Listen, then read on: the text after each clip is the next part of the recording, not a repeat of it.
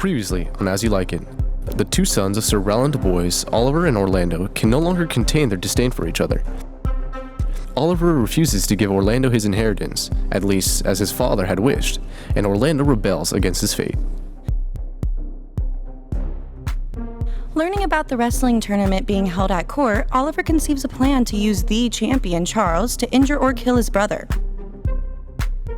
Oliver and Charles meet in secret, where Charles agrees to show no mercy against Orlando in their match. Meanwhile, cousins Rosalind and Celia hatch a plan to attend the tournament in hopes of adding adventure to their lives.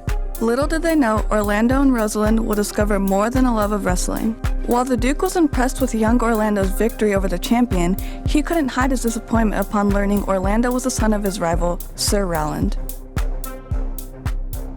This episode ends when Duke Frederick loses his temper and storms into his daughter's chamber, where he banishes Rosalind like he did to her mother. Celia, the Duke's own daughter, begs her father to reconsider his decree or allow her to join Rosalind. The Duke, furious at his daughter's disobedience, lets her accompany her banished cousin.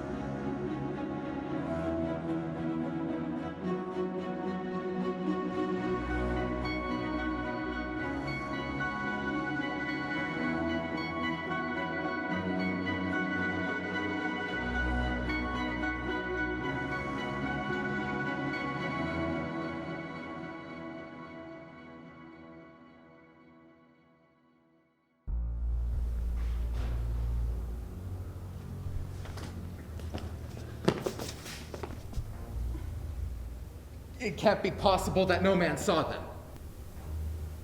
It cannot be that some villains of my court are in consent and sufferance in this. I cannot hear of any that did see her. The ladies, the attendants in her chamber, they saw her abed, and in the morning early, they found the bed untreasured of their mistress. My lord, the ring clung at whom so oft your grace was wont to laugh is also missing. Hesperia, the princess's gentlewoman, confessed that she secretly overheard your daughter and her cousin so much commence the parts and graces of the wrestler that they but lately foil the timely Charles.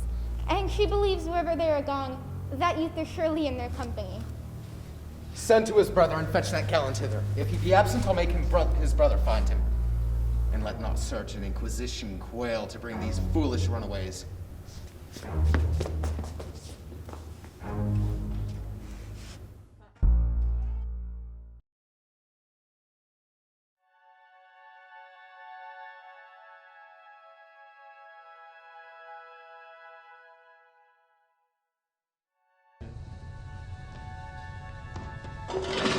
Who's there? Oh, you memory of old Sir Rowland. Why are you virtuous? Why do people love you? And whereof are you gentle, strong, and valiant? Your praises come too swiftly on before you. Oh, what a world this is, when what is comely envenom's him that bears it. Why, what's the matter? Come not within these doors. The enemy of all your graces lives. I overheard him talking of his practices. Your brother, no brother, hath heard your practices, and this night he means to burn down the lodging of which he is to lay, and you within it. I overheard him talking of his practices, and if he fail at that, he will have other means to cut you off. This is no place. This house is but a butchery. Abhor it, fear it, do not enter it. Why, Amanda, whither wouldst thou have me go? No matter whither, so you come not here. What? Wouldst thou have me go and beg my food? Or with a base and boisterous sword force a thievish living on the common road? This I must do, or know not what to do. Yet this I will not do. Do what I can.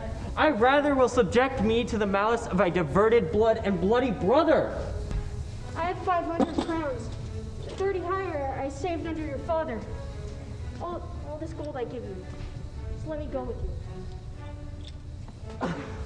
Oh, good friend, how well in thee appears. Go on, and I will follow thee to the last gasp with truth and loyalty.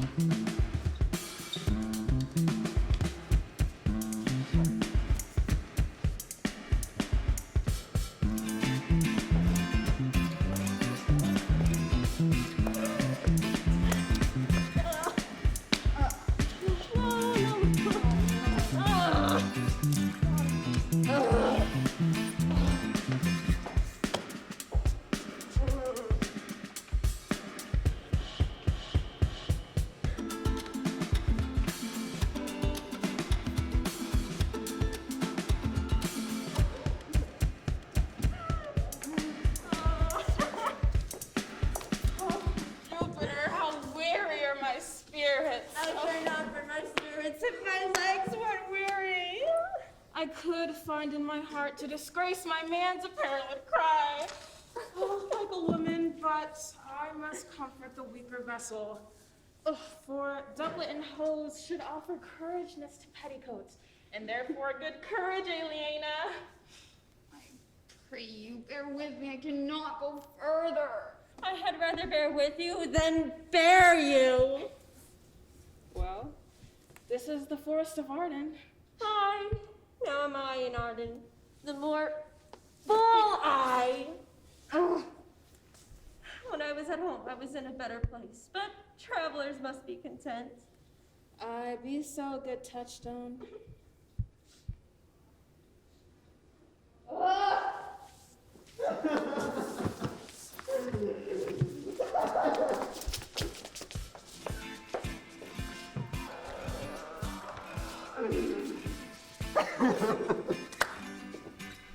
That is the way to make her scorn you still.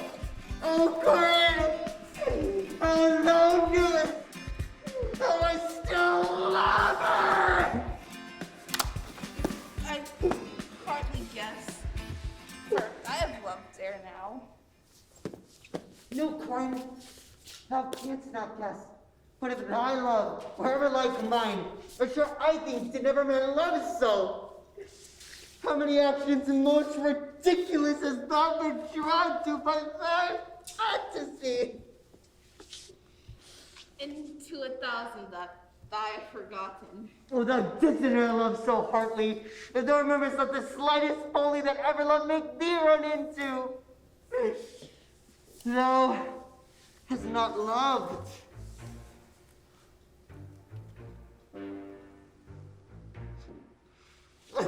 Or thou hast not sat as I do now, weary nigh here in thy mistress's praise. No, it's not loved.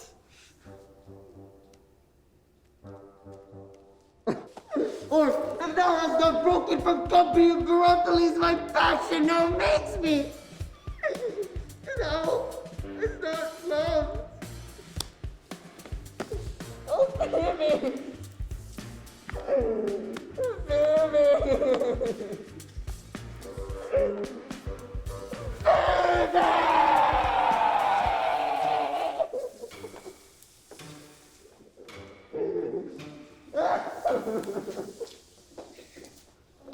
Alas, poor shepherd, searching for thy wound, I have by hard adventure found mine own. And I mine.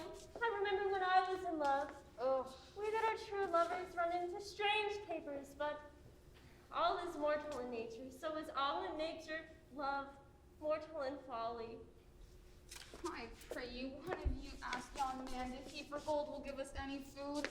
I faint almost to death. Holla! You clown! Peaceful, he is not thy kinsman. Who calls? Your betters, ma'am.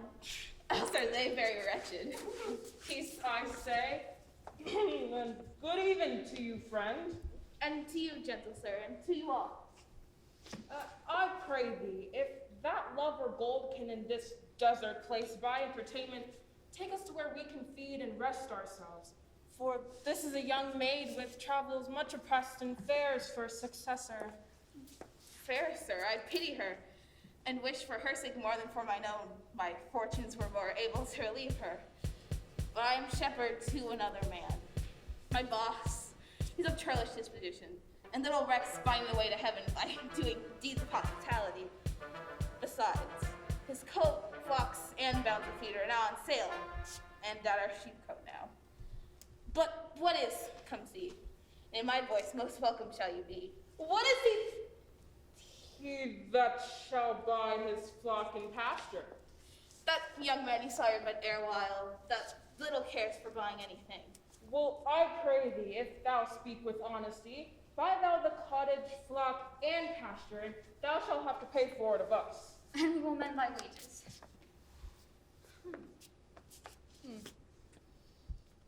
I like this place, and could willingly waste my time in it. Assuredly the thing is to be sold. Go with me. If you like upon report the soil of the prophet and this kind of life, I will, your very faithful here be, and buy with your gold right suddenly.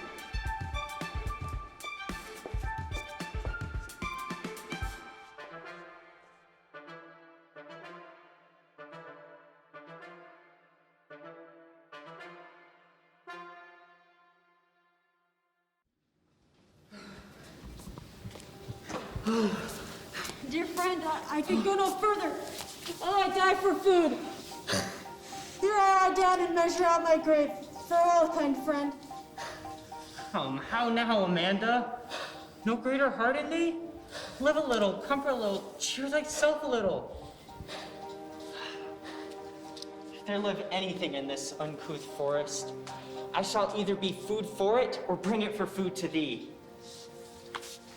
Thy conceit is nearer death than thy powers. For my sake, be comfortable. Hold death a while at arm's end. I'll be with thee presently. And if I do not bring back food for you, thou hast my leave to die. But if thou diest before I come back, thou art a mocker of my labor. Thou lookest cheerly, Amanda. I'll be with thee quickly. Yet you're in the bleak air. Come, I shall bear you to some shelter. Thou shalt not die for lack of a dinner, if there live anything in this desert. Cheerily, good Amanda.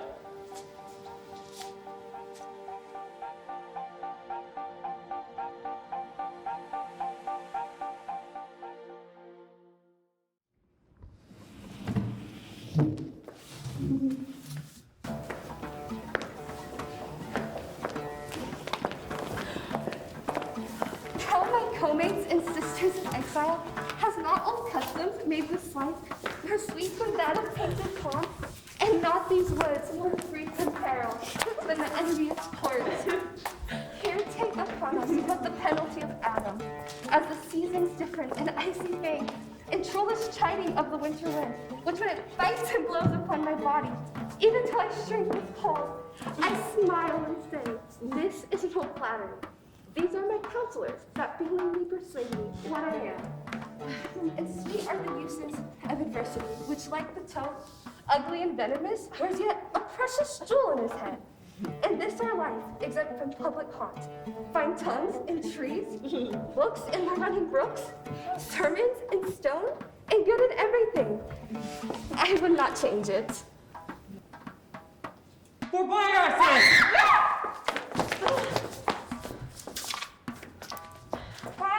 I read none yet. Nor shalt not, till I say, Of what kind should this man come of? Art thou desponding man by thy distress? Or else a rude despiser of good manner, that in civility thou seemest so empty? thou touched my vein at first. The sharp thorn of their despair hath taken from me the show of civility. Yet am I inland bred, and know some nurture? But forbear, I say! He dies that touches any of that fruit, till I and my affairs are answered. You not answered within reason. I must die. What would you have? Your gentleness shall force more than your force move us to gentleness. I almost died for food. Let me have it. Sit down and feed, and welcome to our table. Speak you so gently. Pardon me, I pray thee. I had thought that all here savage was. Therefore I put upon this countenance of stern commandment. And whatever you are that live in this desert inaccessible, under the shade of melancholy boughs, lost in neglect our hands of time, if ever you have looked upon better days, if ever been where bells have knolled for church, if ever sat at a good man's feast, if ever from eyelids wiped a tear, and 'tis know what it is to pity and be pitied, I drop my soul.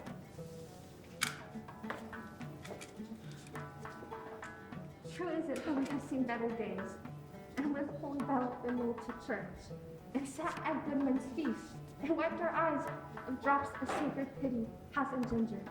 And therefore, sit you down in gentleness, and take upon command what help we have, that to your wanting may be ministered.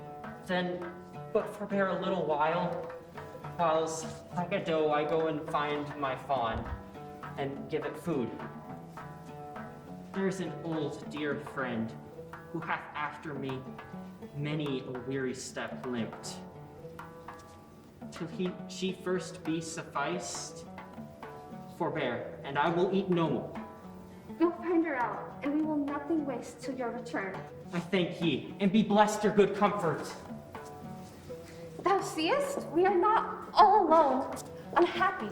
This wide and universal theater presents more woeful pageants than the scene wherein we play.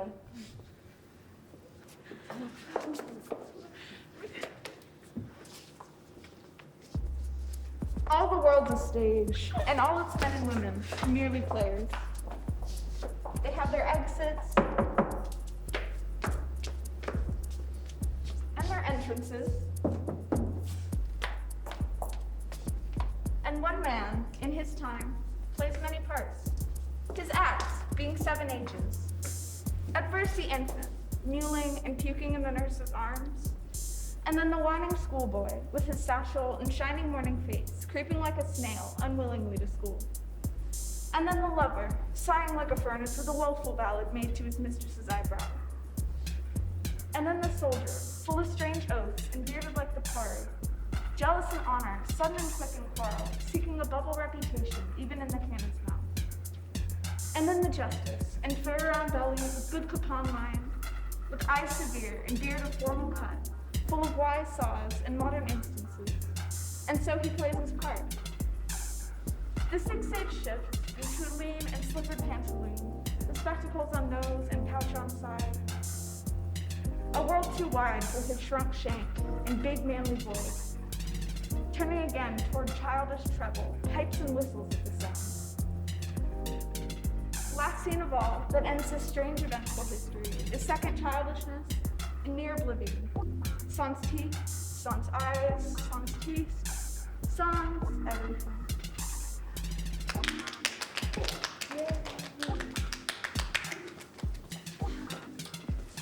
Welcome. Set down your friend and let her feed. I thank you most for her sake. So had you better. I scarce can speak to thank you for myself. Welcome, fall too. I will not trouble you as yet to question you about your fortunes. Give us some music, and good cousin sing.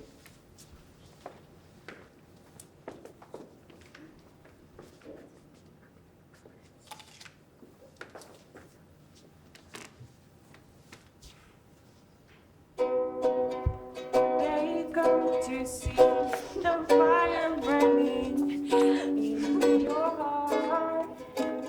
They want to witness this love from the start. They hear you cry. This love is for your heart. When you smile, stars align. Flower of the universe. Child of mine, they want to know it's true. There's someone in this world as lovely as you.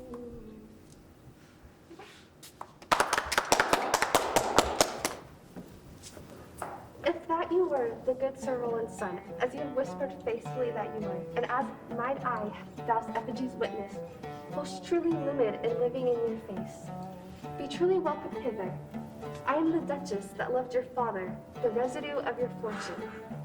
Go to my cave and tell me, good friend, art thou as right welcome as thy friend is? Support her by the arm, and take my hand, and let me all your fortune understand.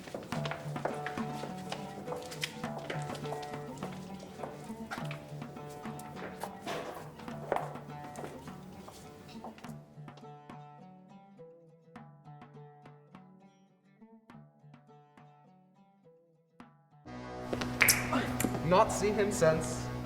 Sir, that cannot be. But were I not the better part made mercy, I should not seek in absent argument of my revenge, now present. But look to it. Find out thy brother, wheresoever he is. Search him with candle, bring him living or dead within this 12-month, or turn down no more to seek a living in our territory. Thy lands and all that thou dost call thine, worth seizure do we seize into our hands, till thou canst quit thee against thy brother's mouth, of what we think against thee. Oh, your highness knew my heart in this. I never loved my brother in my life. More villain thou. Well, turn him from the doors, and let my officers of such a nature make an extent upon his house and his lands. Do this expediently and turn him going.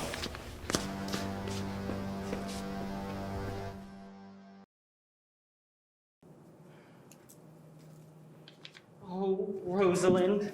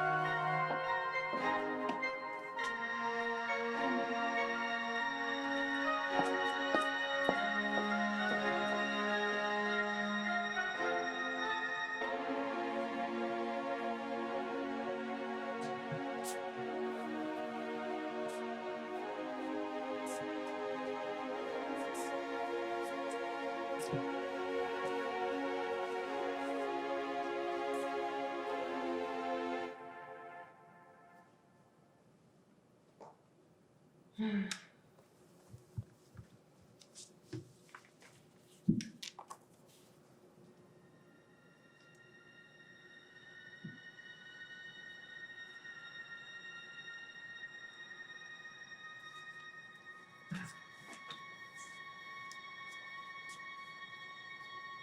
there, my verse, in witness of my love.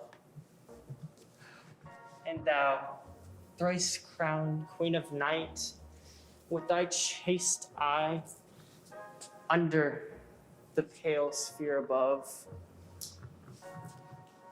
witness thy huntress name that my life doth sway. Oh, Rosalind!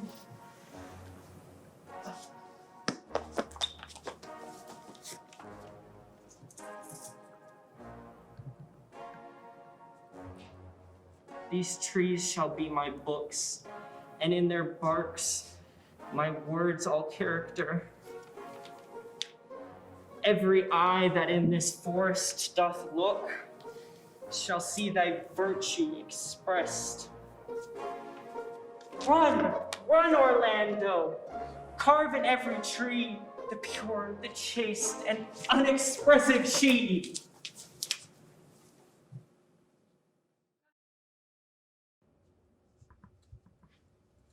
From east to western end, no jewel is like Rosalind, where her worth being mounted in the wind through all the world bears Rosalind. All the fairest line pictures are but black to Rosalind, let no fair be kept in mind, but the fairer Rosalind. If the cat will after kind, so be sure will Rosaline. Peace, you dull fool. I found them on a tree. Truly, the tree yields bad fruit. Peace. Here comes my sister reading. Stand aside. Didst thou hear these verses? Oh, I heard them all and more. For some of them had more feet than the verses could bear. That's no matter. The feet might bear the verses. Aye, but the feet stood so lame that they cannot bear themselves without the verses, and therefore stood lamely in the verse. But didst thou not wonder how thy name should be hanged and carved upon these trees? Oh, I was 7 of 9 days and wonder before you came. For look what I found on the tree. True, you who hath done this. Is it a man? And a chain that you once wore about his neck. Change you for it? I prithee, nay, but who? Is it possible? Nay, I prithee with most petitionary vehemence, tell me who it is. Wonderful, wonderful, and most wonderful, wonderful. And yet again wonderful. And after that, out of all hooping. Good, my complexion. Dost thou think that just because I am comparison like a man that I have a doublet and hose in my disposition? Is he of God's making? What kind of man is he? Is his head with a hat or his chin with a beard? Nay, he hath but a little. Why, God will give more if the man be thankful. Let me the knowledge of my growth if thou deny me the knowledge of his chin. It is young Orlando. Oh! Oh my God! You tripped up the wrestler's feet, and your heart goes at an instant. Oh, but the devil take mocking. Speak, sad brow, and true, maid. I bathe, 'cause 'tis he. Orlando? Orlando! Alas the day! Oh, what shall I do with my doublet and hose? What did he when thou sawest him? What said he? How looked he? Oh, where and went he? Oh, what makes him here? Did he ask about me? How did he part with thee, and when shalt thou see him again? Answer me in one word. But doth he know that I'm in this forest in man's apparel? Look, he as freshly as the day he did when he wrestled. It is as easy to count atoms as to resolve the propositions of a lover. But take a taste of my finding him and relish it with good observance. He was furnished like a hunter. Oh, ominous! He comes to kill my heart. You bring me out. Soft. Comes he not here? 'Tis he. Slink by and know him.